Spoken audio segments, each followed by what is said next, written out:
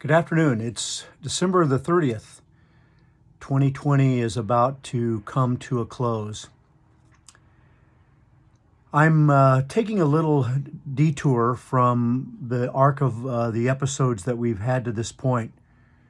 The one thing I think that is going to connect this to the others is that when I first started in the first episode, it had to do with things that I was seeing or hearing or feeling that Wednesday after Election Tuesday.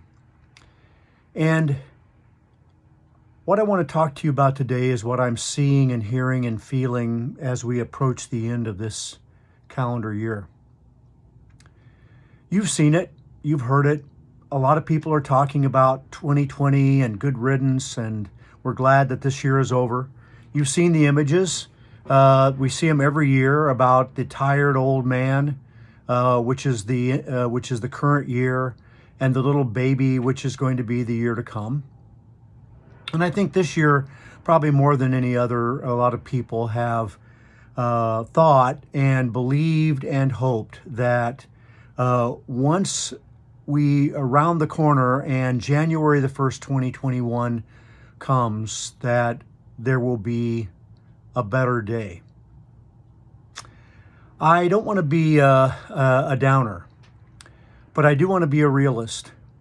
I don't believe that between 11:59 on December the 31st and 12 o'clock on January the 1st, 2021, there is going to be that much of a difference. I was listening to a podcast the other day, and the author used a metaphor that really resonated with me.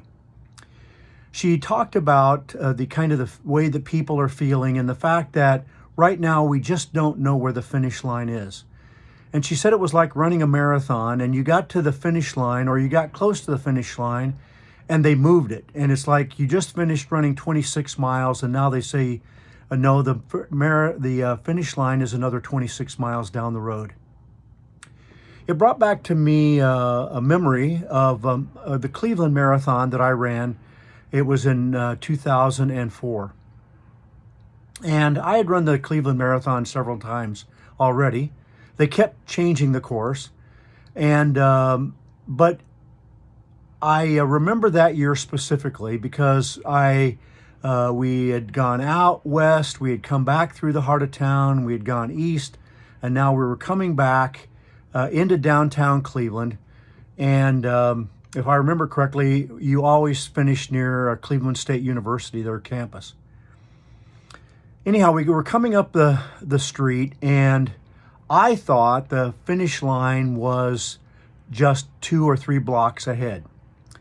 We came up to that point, and they diverted us off left for about 2 blocks, and then up a couple of blocks, and then back. So what I thought was the finish line was really about a half to 3/4 of a mile away from the finish line. I remember actually yelling. I was sure that I was almost there to the finish line, and I wasn't. I think that's a good metaphor for where we are right now. And the changing of the date from December the 31st, 2020 to January the 1st, 2021 is not going to be a magical moment. All of our problems are not going to go away.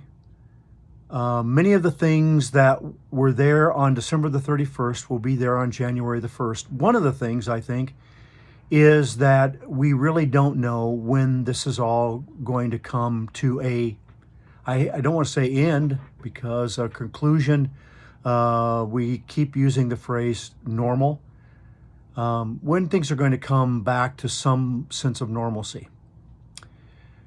I was also thinking as I was listening to this podcast and reflecting on it, that earlier in the year, I came across and heard reference to, in several occasions, the Stockdale paradox.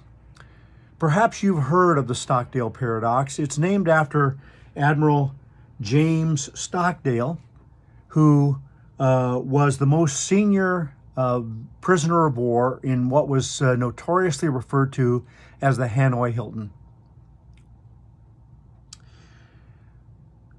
Several years after the war, Jim Collins, who has written a lot of things and is a management consultant, interviewed Admiral Stockdale. And he asked him how it was that he managed to survive that horrendous experience in the Hanoi Hilton. And I'm going to read what Stockdale's answer to Collins. He said, "I never lost faith in the end of the story. I never doubted not only that I would get out, but also that I would prevail in the end and turn the experience into the defining event of my life, which, in retrospect, I would not trade." Collins then went on to ask him about which people did not make it out of the prisoner of war camp, and Stockdale replied, "Oh, that's easy. It was the optimists." Collins was shocked. However, Stockdale explained, the optimists, they were the ones who said, "Oh, we're going to be out by Christmas." And Christmas would come and Christmas would go, and then they'd say, "Oh, we're going to be out by Easter," and Easter would come and Easter would go, and then Thanksgiving, and then it would be Christmas again, and they would die of a broken heart. They had set artificial finish lines. And when those came and went, they gave up hope. Now, I have hope. As Stockdale did, I have hope. I will never lose faith in the end of the story, how this is all going to end. But I think we run into trouble when we set these artificial deadlines.